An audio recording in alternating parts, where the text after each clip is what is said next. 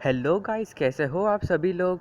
आज हम कंटिन्यू करने वाले हैं हमारी टोक्यो घूल की सीरीज़, जिसमें हम आज पूरा टोक्यो घूल ख़त्म कर देंगे। और मैं वीडियो में आगे बढ़ने से पहले आपको बताना चाहता हूँ कि पिछली वीडियो में मैंने आपको बताया था कि फुरुटा ने ईटो को बहुत ही बुरी तरीके से डैमेज कर दिया था, पर एनीमे में केवल यही बताया है।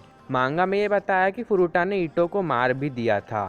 तो ये इन्फॉर्मेशन थोड़ा मिस हो गई थी मुझसे, तो माफ़ कर देना इसके लिए। और ये वीडियो बहुत ही ज़्यादा इंटरेस्टिंग होने वाला है, तो आखिरी तक ज़रूर देखिएगा वीडियो को। और next video attack on Titan की होने वाली है, ये एक स्पेशल वीडियो होगी, तो आप लोग स्टे ट्यून्ड रहिएगा उसके लिए। और जो कम्युनिटी पे पोस्ट डाला था वो अलग स्पेशल वीडियो है। और फिर अटैक ऑन टाइटन की वीडियो के बाद में, जैसा कि आप लोगों ने पोल डाला था, हम लोग डॉक्टर स्टोन एक्सप्लेन करेंगे। और अगर आप लोगों ने पिछली वीडियोस नहीं देखी हैं टोक्यो घूल की, तो उन्हें भी चेकआउट कर लीजिए हमारे चैनल पर जाकर। तो अगर आप लोगों ने अभी तक हमारे चैनल को सब्सक्राइब नहीं किया है तो फटाफट से कर दीजिए सब्सक्राइब, और ऐसे ही सपोर्ट करते रहिए हमें। तो ज़्यादा टाइम वेस्ट नहीं करते हैं और वीडियो की तरफ बढ़ते हैं आगे।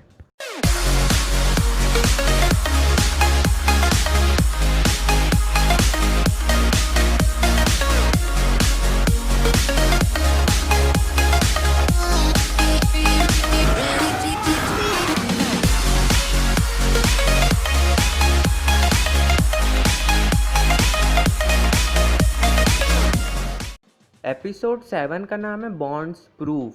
तो कानेकी, निशिकी और सुकियामा कुछ घूल्स को बचाने के लिए जाते हैं जिन पर सीसीजी अटैक कर देती है, पर वो लोग जाकर देखते हैं कि सारे घूल्स ऑलरेडी मर चुके हैं। तो फिर अगले दिन कानेकी टोका से बात कर रहा होता है अंटेकु में, इतने में वहाँ पर मुत्सुकी आ जाती है और वो कानेकी पर वार करने लग जाती है। तो मुत्सुकी का कानेकी से बोलना यह था कि तुम सीसीजी ज्वाइन करो वापस, पर कानेकी मना कर देता है उसको। तो फिर टोका भी फाइट करने लग जाती है मुत्सुकी से, पर मुत्सुकी टोका को पकड़ लेती है। पर फिर टोका अपना कागुने मुत्सुकी के पेट में घुसा देती है और कानेकी और टोका वहाँ से भागने में कामयाब हो जाते हैं और वो दोनों एक खंडर सी जगह पर पहुँच जाते हैं। और फिर यहाँ पर वो सीन आता है जिसका तुम लोगों को बेसब्री से इंतजार था।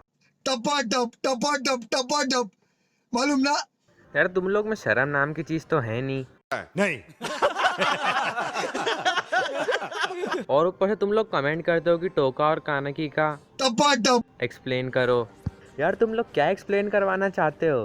बड़ा हरामी हो बेटा। वो तो तुम बचपन से हो, देखो। और तुम लोगों के लिए अलग वेबसाइट बनी हुई है यार, वहाँ जाके समझो या फिर जो भी करना है वो करो। और ये कानेकी को देखो, टपा टप करते करते भी रो रहा है। ओ भाई, मारो मुझे, मारो मारो मुझे, मारो मारो। नहीं ये मजाक हो रहा है, एक सेकंड यार, मजाक हो रहा है। मजाक मस्ती बहुत हो गया, अब आगे बढ़ते हैं अपन।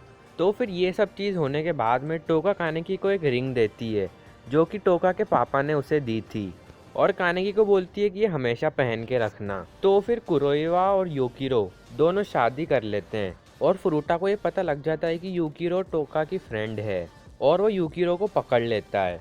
तो निशिकी कानेकी को आगे बताता है कि टोका प्रेग्नेंट हो चुकी है और फिर टोका और कानेकी शादी करने का डिसाइड करते हैं। तो फिर फुरुटा अपने क्लाउन्स के साथ में प्रिपेयर करता है अटैक करने के लिए घूल्स पे, और वो अपना एक सीक्रेट वेपन भी यूज़ करने वाला है। और एपिसोड यहीं पर ख़त्म हो जाता है। एपिसोड 8 का नाम है अवेकन्ड चाइल्ड रीइंकार्नेशन। तो कानेकी, टोका और सारे घूल सेलिब्रेट कर रहे होते हैं, इतने में सीसीजी की फोर्स आती है वहाँ पर, उन पर अटैक करने लग जाती है। और इधर हिडे और कुरोइवा फुरुटा के पास पहुँचते हैं और उससे बोलते हैं कि भैया तुम ऐसे गलत सलत डिसीजन मत लो, पर उन दोनों को रोमा और शिकोरे ये दोनों अटैक कर देते हैं और वो कुरोइवा को बहुत ही गंदी तरीके से इंजर्ड कर देते हैं। तो उरिये को आता है गुस्सा, वो दोनों उरिये पर अटैक करते हैं, पर उरिये उनका अटैक ब्लॉक कर देता है और शिकोरे को मार देता है। फिर उसके बाद में वो रोमा का भी सर काट देता है। फिर उरिये कुरोइवा के पास जाता है उसको संभालने के लिए, पर फुरुटा एकदम से कुरोइवा के सर में नाइफ घुसा देता है और फिर वहाँ पर मादुरे और सीसीजी की टीम आ जाती है और फुरुटा के सर में गोली मार देता है मादुरे, और फिर हिडे भी मादुरे की हेल्प करता है। तो टोका मुत्सुकी से लड़ रही है और सुकियामा, योमो ये सब जूजो की स्क्वाड से लड़ रहे हैं, और कानेकी भी एक स्क्वाड से लड़ रहा है। और फिर कानेकी और जूजो की फाइट होती है, तो मुत्सुकी टोका को बहुत ज़्यादा घायल कर देती है। तो कानेकी टोका को देखता है और वो टोका को बचाने के लिए जाता है एकदम से, जबकि उसके हाथ पैर सब कटे हुए थे। और इसी इमोशन की वजह से कानेकी इतना बड़ा कागुने अनलीश करता है जो कि पूरी सिटी में फैल जाता है और पूरी सिटी इसकी लाइट भी जाने लगती हैं, और एपिसोड यहीं पर ख़त्म हो जाता है। एपिसोड 9 का नाम है रिकलेक्शन मॉर्स। तो कानेकी और उसका कागुने पूरा आउट ऑफ कंट्रोल हो जाता है और जो भी उनके सामने आता है वो उसे मारते जाता है। तो फुरुटा आता है और मुत्सुकी को बोलता है कि तुम्हारे वजह से ही कानेकी ऐसा हुआ है।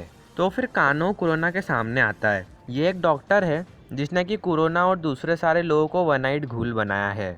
और वो कोरोना के सामने ये कन्फेस करता है कि लोगों को अब पता चलेंगी घूल्स को मेडिकल पर्पस यूज़ करने की पॉसिबिलिटीज़, और अपने आप को गोली मार लेता है। तो पहले हम लोगों ने जिस अजीब से घूल को देखा था उसे माधुरे लेके आता है और एक्चुअल में वो हीडे होता है।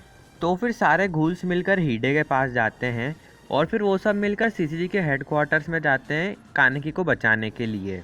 और फिर वो लोग एक अलायंस बनाते हैं और वो लोग साथ में काम करने के लिए तैयार हो जाते हैं। तो निशिकी उन लोगों को पता था कि अगर हमको इस मॉन्स्टर को डिस्ट्रॉय करना है तो हमको कानेकी की बॉडी ढूंढकर इसमें से निकालनी पड़ेगी, तब जाके कागुने अपने आप डीके होने लगेगा। तो फिर टोका के दिमाग में आता है कि उसने कानेकी को रिंग दी थी अपनी, और वो सबको बोलती है कि मेटल डिटेक्टर से पता लग जाएगा कि कानेकी कहाँ पर है। तो फिर वो लोग मेटल डिटेक्टर लेके कानेकी की बॉडी ढूंढने में लग जाते हैं। तो फिर जो ड्रैगन है जिसे कानेकी ने अनलीश करा है उसमें से अपने आप ही मॉन्स्टर्स निकलने लग जाते हैं। तो सीसीजी के लोग फिर वो मॉन्स्टर से लड़ते हैं और बाकी लोग कानेकी को ढूंढ रहे हैं। तो मुत्सुकी फिर उरियो और साइको के पास में जाती है। वो बोलती है उन लोगों की ये सब सिचुएशन मेरे कारण ही खड़ी हुई है, पर साइको और उरियो उसको बोलते हैं कि कोई बात नहीं, होती है गलती सबसे, और तुम हमारी फैमिली का अभी भी हिस्सा हो। और एपिसोड यहीं पर ख़त्म हो जाता है। एपिसोड 10 का नाम है the end of tragedy call. तो कानेकी अपने थॉट्स में ही खोया हुआ रहता है। वो फिलहाल एक ऐसी जगह पे मौजूद है जहाँ पर आसपास पानी ही पानी है और उसे वहाँ पर रीज़ें भी मिलती है फिर, और वो दोनों मिलके बहुत ही ज़्यादा बातें करते हैं, बहुत ही मीनिंगफुल कन्वर्सेशन करते हैं दोनों। तो फिर कानेकी रास्ता ढूंढ लेता है उसके ड्रीम में से बाहर निकलने का, और इधर टोका भी कानेकी को मेटल डिटेक्टर से ढूंढ लेती है और फिर वो लोग कानेकी को अस्पताल में भर्ती कर देते हैं। तो फिर कानेकी उठता और उसको ये सुनकर अच्छा लगता है कि सीसीजी और घूल्स मिलकर काम कर रहे थे, और वो फिर पूरी सिटी को देखने के लिए जाता है उरिये और साइको के साथ में। तो फिर कानेकी देखता है कि फुरुटा एक ब्रॉडकास्ट कर रहा है जिसमें वो दिखा रहा है कि मॉन्स्टर्स अटैक कर रहे हैं लोगों पे, और वो मॉन्स्टर्स किसी पॉइजन से बने हुए हैं, और जिन लोगों पर वो पॉइजन पड़ता है वो लोग घूल बन जाते हैं। तो फिर वो सब मॉन्स्टर्स कानेकी, उरिये और साइको पर भी अटैक कर देते हैं, और साइको पर वो मॉन्स्टर्स अपना पॉइजन छिड़क देते हैं। तो कानेकी एक नए टाइप का कागुने अनलीश करता है, बहुत ही रंग बिरंगा है ये, और सारे मॉन्स्टर्स को मार देता है वो। और फिर कानेकी, उरिये ये सब सीसीजी में जाते हैं और सीसीजी के मेंबर्स को बताते हैं कि साइको और दूसरे लोगों को जिन मॉन्स्टर्स ने पॉइजन छिड़का था वो सब लोग घूल्स बन चुके हैं। फिर हमें दिखाते हैं कानेकी हीडे से मिलने जाता है और वो दोनों एक जगह बैठकर बात करते हैं। तो कानेकी हीडे को अपना मास्क निकालने के लिए बोलता है, तो हीडे निकालता है तो उसका पूरा फेस जला हुआ होता है जो कि कानेकी ने किया था, और कानेकी इस चीज़ के लिए हीडे को अपोलोजाइज भी करता है, और एपिसोड यहीं पर ख़त्म हो जाता है। एपिसोड 11 का नाम है इनकाउंटर एक्ट। तो वो सब लोग सोचते हैं कि कानेकी तो बाहर निकल गया है, फिर इसका कागुने वापस जा क्यों नहीं रहा है। तो उन लोगों को फिर पता चलता है कि इस कागुने का कोर एक और जगह सिचुएटेड है। अगर इन लोगों ने 12 घंटे में कुछ नहीं करा तो सारे लोग घूस में कन्वर्ट हो जाएंगे, और कानेकी अकेला ऐसा है जो कि उस पॉइजन को सह सकता है। तो कानेकी अंडरग्राउंड जाने के लिए डिसाइड करता है जहाँ पर उसका कोर होता है, और उसके साथ में आयाटो भी जाता है उसकी मदद करने ताकि वो कोर डिस्ट्रॉय कर सके। तो सीसीजी के सारे लोग क्लाउन से लड़ रहे थे, तो उनके सामने एक घूल आता है जो कि बिल्कुल आउल घूल जैसा दिखता है, और उन लोगों को मारने लग जाता है वो।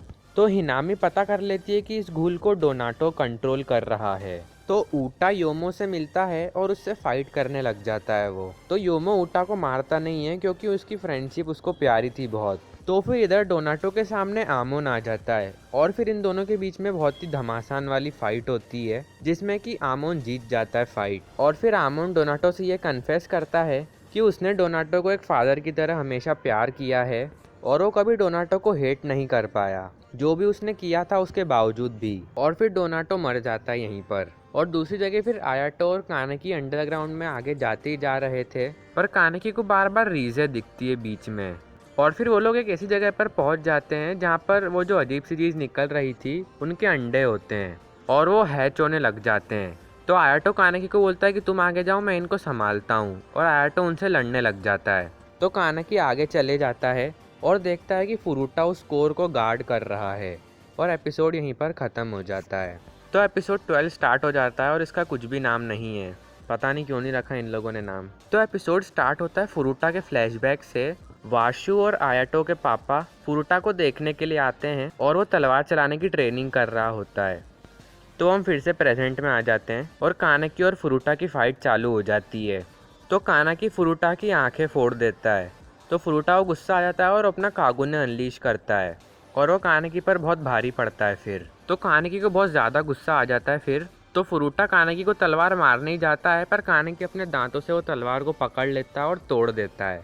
उसके बाद में कानाकी को बहुत ज़्यादा गुस्सा आता है फिर, और वो एक नए टाइप का कागुने अनलीश कर देता है और वो फुरुटा का हाथ भी काट देता है।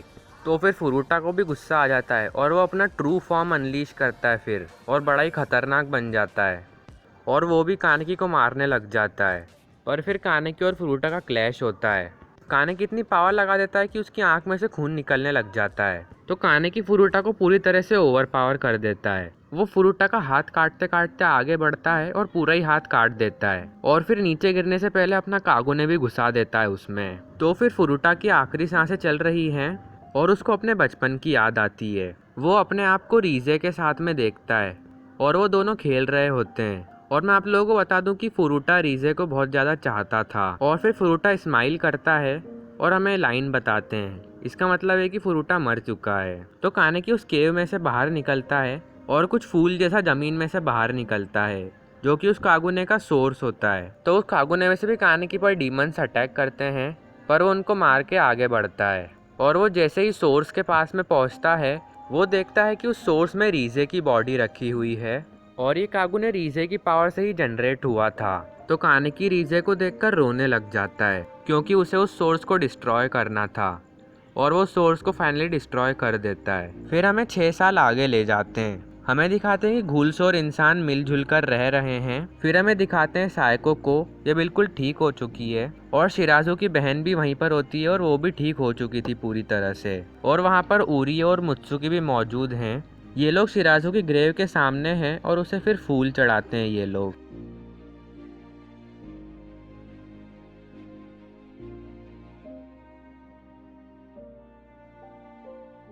और फिर सब लोग मिलकर कानाकी के घर पे जाते हैं और वो लोग देखते हैं कि कानाकी का लड़का योमो के साथ में खेल रहा है, और एपिसोड यहीं पर ख़त्म हो जाता है।